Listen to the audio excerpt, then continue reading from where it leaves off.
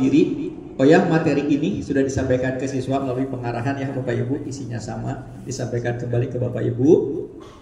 Tentang siswa sendiri, hal yang pertama tentu harus punya cita-cita yang pasti. Anak-anak sudah kami mintakan nanti jurusannya apa, kuliah yang diinginkan, termasuk PTN-nya. Kami tidak menerima jawaban, aduh belum tahu Kak, tidak boleh. Jadi cita-cita ini harus yang pasti. Kenapa? Itu bisa menjadi sumber motivasi, sumber tujuan, jelas apa yang kita perjuangkan. Sepakat ya Bapak Ibu ya? Kita berjuang tapi belum tahu apa yang mau diperjuangkan, kan aneh. Nah, hal yang kedua, ini mengenai cita-cita yang pasti ini, kita sudah menganjurkan ke putri-putri Bapak Ibu untuk membuat poster seperti ini di kamarnya ya, sebagai sarana motivasi. Ini contohnya. Saya Anggraini menjadi mahasiswi akuntansi tahun 2025. Tidak pakai kata akan, harus yakin menjadi mahasiswi akuntansi. Ini hanya contoh ya. Nanti pulang dari sini Bapak Ibu boleh cek apakah putra-putrinya sudah membuat atau belum ya, sebagai sumber motivasi. Ketika motivasi turun, ini loh nak tujuanmu ya. Nah, agar cita-cita itu tertanam di otak bawah sadar menjadi cita-cita yang hidup.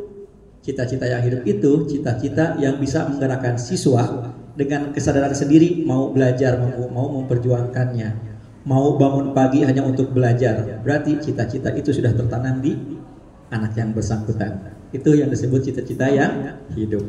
Anak termotivasi memperjuangkannya sendiri. Hal yang kedua mengenai diri sendiri, mengenai anak ini adalah yang kedua setelah cita-cita yang pasti, harus tahu dan mau. Tahu apa yang dilakukan dan mau melakukannya. Tahu dulu mengenai program Inten. Ini saya buka dulu. Mengenai program Inten ini nanti ada 4 tahap pembelajaran, 4 tahap program Inten, 3 tahap belajar, 3 rangkaian tryout, dan konsultasi pemilihan jurusan. Kenapa anak harus tahu ini? Tujuannya untuk mendukung dan memotivasi siswa agar mau dan mampu mengikuti program Inten. Kalau mereka tahu programnya kan mereka akan mau sadar, oh itu tujuannya baik. Nanti kita terangkan ini program Inten ini apa saja. Hal yang ketiga setelah tahu dan mau, tentu anak-anak harus melakukannya dengan rela dan happy. Menunda hal-hal yang kurang penting, belajar menjadi prioritas pertama. Artinya, kalau dulu waktu kelas 11 ke bawah, hobi dulu baru belajar. Sekarang dibalik, belajar dulu baru hobi untuk refreshingnya. Bukan dihilangkan hobinya ya, tapi belajar menjadi prioritas pertama. Semua hal yang dapat memperbesar peluang lulus PTN itu kami namakan prioritas pertama. Nanti Bapak Ibu resume dari slide ini ada dibagikan melalui wali kelas, melalui grup WA ya Bapak Ibu. Ini hal yang keempat, anak-anak, siswa, kita, Inten, orang tua harus yakin dan percaya. Tidak ada cita-cita yang terlalu tinggi untuk diraih. Jangan belum apa-apa kita sudah menghakimi ya. Jangan nak, ketinggian kamu gak mampu, itu tidak boleh ya. Tidak ada cita-cita yang terlalu tinggi untuk diraih. Yakin dan percaya. Kira-kira ilustrasinya seperti ini, saya buka siklusnya ya. Semakin banyak usaha yang kita berikan, tentu itu akan menumbuhkan kepercayaan diri, menumbuhkan motivasi untuk memberikan lebih lagi. Usahanya menjadi lebih, percaya dirinya bertambah lagi, tentu akan menambah lagi usahanya. Siklusnya seperti itu, bertambah ya. Kemudian hal yang kelima, ini hal yang penting, kunci sukses ada di tangan siswa, di tanganmu. Inten dan orang tua adalah faktor pendukung. Pelaku utama adalah siswa. Sepakat ya, nanti yang tes siswa. Tapi kita Inten dan orang tua harus kerjasama dengan baik sebagai faktor pendukung kesuksesan tersebut. Kalau di Inten, ini kami ilustrasikan namanya 3 pilar sukses. Dengan siswa sebagai faktor utamanya kami taruh di atas, kita Inten dan orang tua sebagai pendukungnya. Siswa harus tahu program Inten melalui apa? Melalui pengarahan. Jadi sudah kami berikan. Siswa bisa memberikan feedback ke Inten berhubungan melalui wali kelas. Demikian pula orang tua tahu program intern melalui POTUS ini, pertemuan ini. Bapak Ibu bisa berkomunikasi dengan intern, bisa juga melalui wali kelas ya. Jadi sebaiknya nanti POTUS-POTUS kedepannya juga Bapak Ibu selalu hadir. Tentunya di rumah juga siswa dan orang tua kerjasamanya harus berjalan dengan baik. Inilah 3 pilar sukses ya. Kita 3 pihak harus bekerja sama dengan baik. Kembali, kunci sukses ada di tangan siswa. Rencana POTUS 2 ini 23 atau 24 November. Evaluasi 3 hasil TO Agustus, September, Oktober. Kita evaluasi di situ. Baik, slide selanjutnya mengenai seberat apa perjuangan anak-anak kita dalam 1 tahun ke depan ini dalam memperjuangkan masa depannya nanti. Ini ilustrasinya tahun 2024. Jalur masuk PTN secara garis besar seperti dulu sama saja. Yang pertama ada yang namanya SNBP. Mungkin kalau zaman Bapak Ibu, zaman kita dulu namanya PMDK undangan ya. Berdasarkan nilai rapot semester 1 sampai semester 5 ditambah 2 mata pelajaran pendukung. Maksudnya seperti ini. Misal ada seorang anak ingin ngambil teknik mesin. Tentu 2 mata pelajaran pendukungnya yang sangat dipertimbangkan adalah matematika dan fisika ya. Untuk lengkapnya informasi itu Bapak Ibu bisa di googling, ada di webnya nanti. Apa 2 mata pelajaran pendukung tersebut. Ketatnya persaingan 2024 seperti ini ilustrasinya yang kemarin. Saya ambil yang paling atas misalkan pendidikan dokter UI. Kuotanya 55 kursi. Peminatnya ada 1854. Kadang kita memudahkannya dibagi ya. Oh berarti misalkan perbandingannya 1:90. Berarti saya harus mengalahkan 90 anak yang lain. Itu mah kesannya sepertinya jadi lebih mudah, padahal bukan seperti itu. Dari 1854 diurutkanlah dari yang nomor 1 sampai nomor 55, itulah yang diambil. 56 ke sana, mohon maaf. Iya, berarti ada sebanyak 1799 yang dinyatakan tidak lulus. Kalau perbandingan tadi masalah kecil ya, 1:90. Padahal kita harus masuk kuota di 55. Kita jangan sampai masuk di kelompok yang 1799, itu sangat berat. Itu contohnya mengenai jalur undangan ini ya, SNBP ketatnya. Itu. Kemudian yang kedua setelah SNBP ini SNBT. Kalau zaman Bapak Ibu namanya UMPTN dulu yang tes tulis itu ya. Hal yang penting di sini, materi tes SNBT tidak ada di kurikulum sekolah. Berbeda dulu masih ada fisika, kimia, matematika, masih ada ekonomi, sosiologi, sejarah. Sekarang itu semua nggak ada. Ujiannya lebih ke penalaran, ke skolastik ya. Sebenarnya agak tidak seiring sedikit dengan kurikulum merdeka. Kurikulum merdeka Pak Nadiem pinginnya sekarang anak-anak merdeka silahkan pilihlah pelajaran yang nanti untuk mendukung kuliahnya apa, betul ya? Oh anak ini misalkan pingin kedokteran SMA-nya, maka kamu ambillah pelajaran yang banyak biologi atau kimia. Tapi ketika tes masuk perguruan tingginya TPS, artinya sekolah di situ tidak mengakomodasi. Nah ini hal yang pentingnya dibandingkan dengan kita dulu beda, ada fisika, kimia segala macam, ekonomi, geografi, sejarah gitu ya. Nah tentunya butuh belajar tambahan dari luar. Ini yang SNBT ketatnya yang tahun lalu, 2 tahun ini 2024. Ini ilustrasinya yang dokter UI. Kuota SNBT-nya ada 83 kursi. Peminatnya ada 3.827. Yang tidak masuk tersingkir ada sebanyak 3.744. Diurutkanlah dari nilai terbaik sampai nilai yang ke-83. Beruntunglah yang 83, kurang beruntunglah yang 84 ke sana ya. Lebih baik hampir tidak lulus daripada hampir lulus ya. Sedemikian ketatnya ini yang jalur SNBT. Coba lihat yang paling bawah UGM Ilmu Komputer. Dari 1220 dinyatakan lulus hanya 24. Demikian ketatnya contoh SNBT ya. Inilah contohnya beratnya persaingan yang akan dilalui putra putri Bapak Ibu tahun depan ya. Cuma bedanya dengan zaman dulu, zaman Bapak Ibu, zaman saya, kita dulu cukup sampai sini aja. Undangan UMPTN. Kalau gagal swasta atau tahun depan. Untuk yang sekarang ada namanya Mandiri PTN jalur yang ketiga. Universitas garis besar ada dua jenis, universitas berbadan hukum dan universitas badan layanan umum. Universitas di Pulau Jawa yang diinginkan putra putri Bapak Ibu hampir semuanya yang berbadan hukum. Universitas yang diberi kebebasan untuk mencari sumber dana, mengelola keuangannya sendiri ya. Efeknya di apa? Perbedaannya yaitu di kuota mandirinya. Untuk yang badan hukum, mereka dari mandirinya bisa dimaksimumin 50% dari kuota. Untuk yang layanan umum, maksimumnya hanya 30%. Artinya mereka memperbesar dari kuota mandiri ya, yang badan hukum. Mandiri sendiri juga jenisnya ada banyak. Ada mandiri prestasi, yaitu menggunakan nilai raport atau skor UTBK.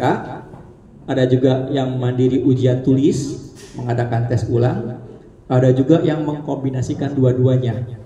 Skor UTBK dipakai, nilai raport dipakai, diparalelkan dengan ujian tulisnya. Nanti ada porsi penilaiannya, ya. Kemudian jalur lain juga banyak. Misalkan prestasi ketua OSIS, prestasi pernah ikut apa, itu ada. Ya. Nanti semua kami informasikan. Inilah gambaran jalur mandiri, ini contohnya kedokteran UI. Daya tampung kuotanya ada 12 kursi, peminatnya 150 ya. Ada 138 yang tidak masuk. Ini gambaran beratnya yang dilalui putra putri Bapak Ibu tahun depan. Seperti ini persaingannya ya. Nah, ke slide selanjutnya yaitu mengenai memahami proses inten, program inten. Ada 4 tahap program inten, ada 3 tahap pembelajaran, ada 3 urutan TO, ada konsultasi pemilihan jurusan. Dari yang pertama dulu, 4 tahap program inten. Ini program inten, program kita yang akan kita jalankan 1 tahun ke depan. Tujuannya apa? Mendampingi dan mengarahkan siswa pada setiap jalur masuk PTN, termasuk plus 1 lagi jalur IUP, International Undergraduate Program. Ya, kita dampingi, kita buatkan kelas khususnya. Misalkan IUP UGM, kami buatkan tambahan khususnya mereka ya. Artinya semua kita dampingi. Tahapan pertama dari 4 tahap inten ini adalah tahap reguler semester 1 ini ya. Waktunya Juli sampai Desember, muatannya 50% sekolah, 50% UTBK. Kenapa kok masih ada sekolah? Padahal tadi kan ujiannya nggak ada lagi materi sekolah ya. Tujuannya untuk nilai raport semester 5 untuk keperluan SNBP atau untuk keperluan mandiri yang menggunakan nilai raport ya. Artinya di semester 1 masih kami akomodasi materi sekolah. Nah, kendala yang muncul di kurikulum Merdeka ini, jangankan satu sekolah dengan sekolah lain berbeda, dalam satu sekolah pun materinya berbeda. Anak-anak kan bebas milih ya, betul? Kami intent tidak bisa mengakomodasi dalam satu kelas pelajarannya sama. Maka nanti ada yang namanya jadwal Merdeka. Jadwal Merdeka itu apa? Anak-anak harus proaktif meminta jadwal tambahan untuk kebutuhan pelajaran atau berdiskusi dengan guru inten untuk mengakomodasi berbedanya tadi topik yang mereka pelajari. Begini ilustrasinya, misalkan ada sebuah sekolah besoknya mau ulangan, butuh persiapan, maka kumpulkan teman-teman satu sekolahnya, membuat janji 1 hari sebelumnya dengan guru yang bersangkutan, Kak, saya tambahan ini besok mau ujian, itu disebut tambahan. Kalau misalnya tambahan itu di atas 5 orang, kalau di bawah 5 orang, misalkan sendiri, individu atau berdua dengan teman, ada yang namanya diskusi. Tidak perlu membuat janji, temuin aja kakaknya. Misalkan lagi pada duduk di meja, Kak, saya bertanya materi ini kurang jelas. Kak, saya ada PR, saya nggak bisa. Itu namanya diskusi. Penekanannya berarti siswa dituntut untuk proaktif ya Bapak Ibu ya, betul? Jadi tidak ada lagi nanti, aduh, gak nyambung nih inten, bukan seperti itu. Untuk memenuhi kebutuhan sendirinya, maka siswa harus proaktif meminta tambahan atau berdiskusi ke guru inten. Itu yang disebut jadwal merdeka. Harus di luar jadwal resmi. Tidak boleh saatnya belajar di kelas, tapi malah minta tambahan, nggak boleh ya. Itu mengenai jadwal merdeka di inten. Semester 1 ini kami tekankan 60% konsep, 40% keterampilan. Belum fokus ke cepat mengerjakan soal, tapi memberi landasan konsepnya dulu ya. Sekarang ini kita sudah tidak lagi main yang namanya cara cepat, nggak bisa. Cara cepat untuk soal ini, soalnya diubah, pusing lagi. Berbeda apabila konsepnya bagus. Mau soal dibalik-balik bagaimanapun, tentu tidak masalah ya. Pak Nadiem menekankan banget kalau sekarang bukan hafalan tapi penalaran, betul ya. Maka kita di semester 1 ini menanamkan pemahaman pelajaran berbasis penguasaan konsep dan teori. Itu di semester 1 kita banyaknya konsep dibandingkan keterampilan. Lanjut ke tahap 2, semester 2 kami namakan intensif. Januari sampai ujian akhir sekolah. Muatan sekolahnya dikurangin tinggal 20%, UTBK-nya kita naikkan persiapannya menjadi 80% karena waktunya sudah sangat tekan. Ya. Nanti akan dapat pelajaran baru bukunya. Cara belajarnya juga berubah. Nanti kami kasih namanya tugas mandiri untuk dikerjakan di rumah PR ya. Nanti inten lumayan menyibukkan. Sampai nanti suka ada anak-anak bilang, aduh sekolah jadi nomor 2 nih, nomor 1-nya jadi inten. Gak apa-apa ya, dalam 1 tahun kita anak-anak ini berjuang habis-habisan 1 tahun. Yang tadi jadwal merdeka tetap, bahkan harus ditingkatkan. Kenapa? Karena sekolahnya di inten dikurangin porsinya, sementara anak-anak mendekati masa akhir sekolah, harus lebih aktif lagi ya. Konsep kita kurangin, keterampilan kita tingkatkan karena di sini kita udah melatih kecepatan anak mengerjakan soal. Kita anggap konsep sebagian besar sudah kita berikan di tahap 1 tadi reguler. Itu di tahap yang kedua. Kita ke tahap yang ketiga yaitu yang super intensif.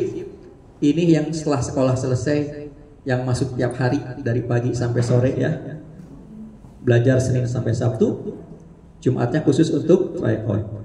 Ini kita sudah 100% persiapan UTBK. Tujuannya ini kita latih anak-anak sehingga cepat mengerjakan soalnya. Bahkan sampai yang terakhir pun kita ajarin keterampilan menebak ya.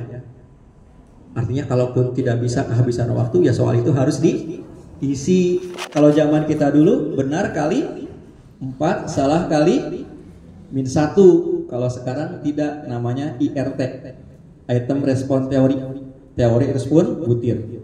Misalkan ada sebuah soal, ternyata anak-anak soal itu banyak yang benar pada bisa, maka pengali soal itu akan murah kecil, betul, karena banyak yang bisa.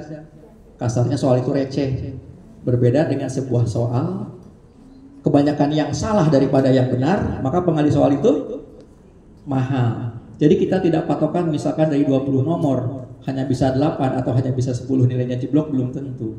Ternyata yang dia kerjakan kena ke yang pengalinya besar juga ya. Makanya menembak pun kita ajarin, kita penuhin. Mudah-mudahan tembakannya menjadi lebih akurat gitu ya. Tapi nanti bukan sekarang. Kalau sekarang repot diterapkan terus di mana-mana kan. Ya, nanti itu. Kalau zaman dulu mana berani ya. Benar kali 4, salah kali -1 gitu. Oh ya, saya sendiri dulu tahun 93 kuliah itu yang masih WPTN namanya ya. Nah, kemudian ini nanti hal yang penting di intensif ini nanti ada pendaftaran SNBT. Pastikan Bapak Ibu sebelum mendaftar melakukan dulu konsultasi pemilihan jurusan. Kita konsultasikan apakah sudah muat belum anak saya di sini nilainya.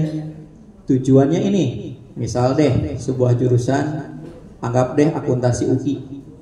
Jangankan dengan pesaing dari lain, ternyata peserta inten aja yang memilih ke situ sudah lewat-lewat luber-luber. Nah, kita distribusikan ya. Jangan sampai berebut sendiri sama inten di jurusan itu. Tapi itu pun kita sepakati hanya untuk pilihan yang 2, pilihan 1 tidak kita keguguran. Tidak ada cita-cita yang terlalu tinggi untuk diraih ya. Pilihan kedua yang kita konsultasikan Bapak Ibu.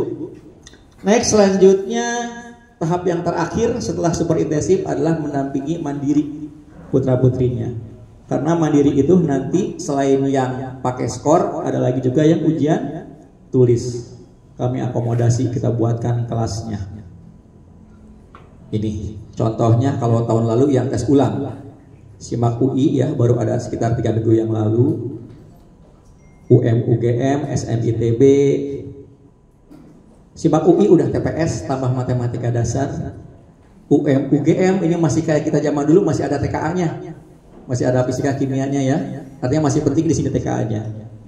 SNITB, TKA tapi hanya 2 pelajaran, yaitu matematika dan fisika. Undip, TPS kayak UTBK. Dan mandiri lain nanti kalau ada kita buatkan kelasnya. Kak, saya mau ikut semua mandiri itu. Maka belajar di intennya dari pagi sampai sore.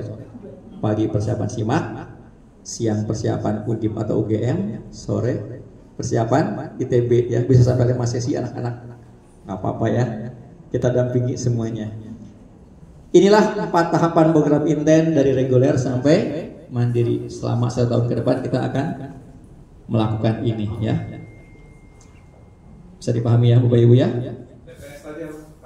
Tes potensi skolastik. Seperti tes-tes CPNS, tes apa sekarang berbasisnya seperti itu Pak. Udah nggak ada lagi fisika, kimia, ekonomi, geografi, udah nggak ada. Nah, bagaimana caranya inten agar siswa dapat memahami konsep teori tiap mata pelajaran yang diujikan?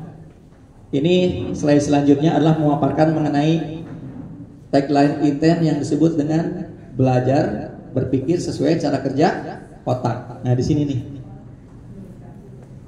Memahami 3 dan mengikuti 3 tahap belajar di proses inten. Dikembangkan dari hasil riset Edgar Dale yang namanya kerucut pembelajaran. Ini agak saya cepatkan di sini deh, nggak apa-apa ya. Ini asal usul katanya yang berpikir belajar sesuai cara kerja otak. Katanya apabila setelah 2 minggu kita belajar salah satu hal melalui membaca saja, setelah 2 minggu katanya yang ingat hanya bersisa 10%. Hasil riset ya Bapak Ibu, bukan saya mengatakan.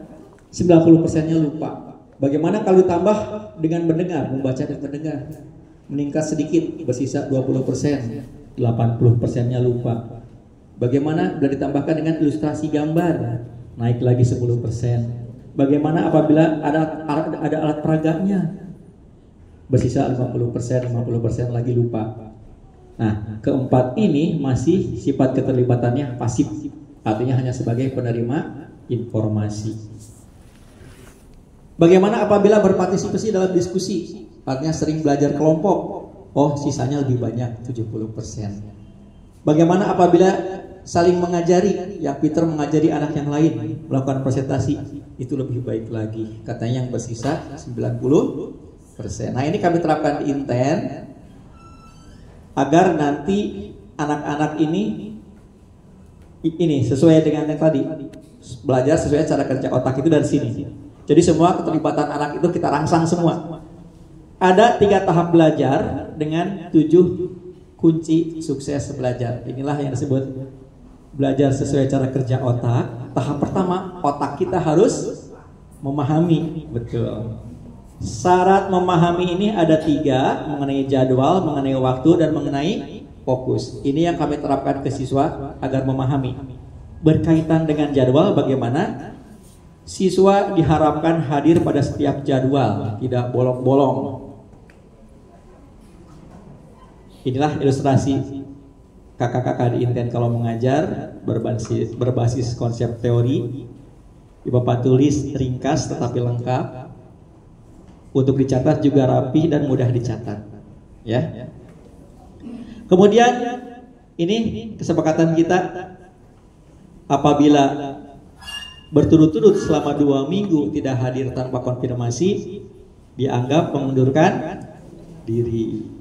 Kita garis bawahi ya Bapak Ibu ya. 2 minggu tanpa konfirmasi dianggap mengundurkan diri. Apabila putra-putri Bapak Ibu tidak masuk, kami WA-kan. WA-nya sampai ke Bapak Ibu ya nanti ya. Itu mengenai jadwal, kemudian mengenai waktu. Selain hadir tiap jadwal, waktunya sebaiknya tepat waktu. Ini ada komitmen yang harus kita sepakati.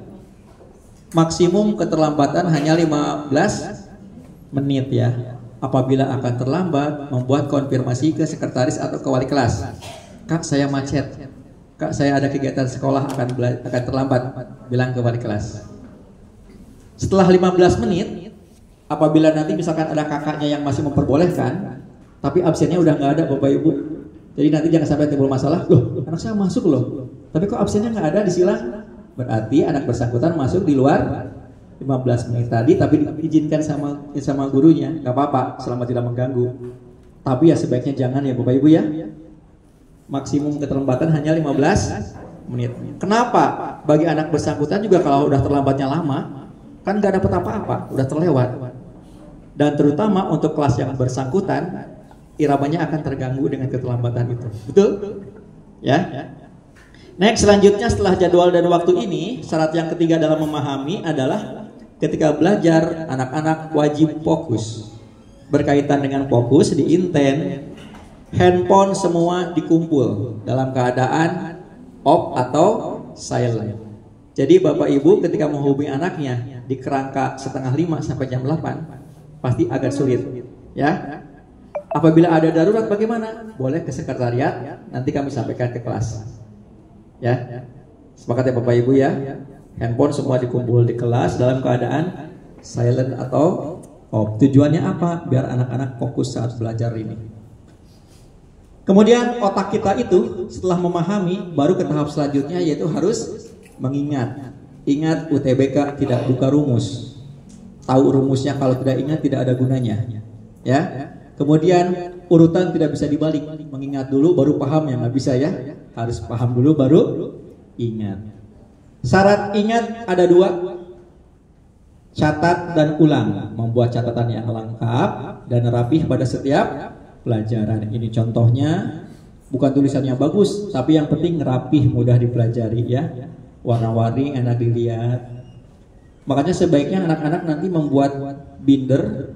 Sekarang kan udah mulai pakai tab, sebaiknya jangan ya. Dalam satu binder semua pelajaran inten di situ, tapi satu pelajaran dengan pelajaran lain pembatasnya jelas. Kemudian setelah catat, ulangi lagi di rumah. Inilah syarat mengingat ya. Harus catat dan ulangi. Rajin mengulang pelajaran melalui catatan. Salah satu cara meningkatkan daya ingat adalah dengan mengulang. Saya kira sepakat ini. Nanti guru yang bersangkutan secara periodik akan memeriksa kelengkapan catatan putra-putri Bapak Ibu. Kemudian tahap yang ketiga, setelah memahami dan mengingat, siswa anak-anak harus terampil. Kenapa harus terampil? Karena UTBK ada kerangka waktunya, tidak dilakukan sepanjang hari ya. Anak-anak pasti akan bilang, aduh saya bisa ini, cuma waktunya kurang, berarti belum terampil. Syarat terampil ada 2, latih dan tanya. Rajin latihan mengerjakan soal dan rajin bertanya ke guru atau diskusi sesama teman. Bagaimana di Inten sarana untuk terampil ini? Untuk harian kita ada yang namanya kuis. Jadi setiap belajar di Inten di 20 menit terakhir kuis adalah wajib. Kami koreksi, hasilnya kami tempel di situ. Ya. Itu adalah kuis harian setiap pelajaran. Tapi nanti Bapak Ibu ketika melihat jangan dihakimi ya. Kok gini sih nak? Bukan ya, itu hanya pada saat itu saja proses pembelajaran. Kemudian sarana terampil untuk bulanan melalui tryout. Jadi tryout sebulan sekali kita adakan. Selalu di akhir bulan. Konsepnya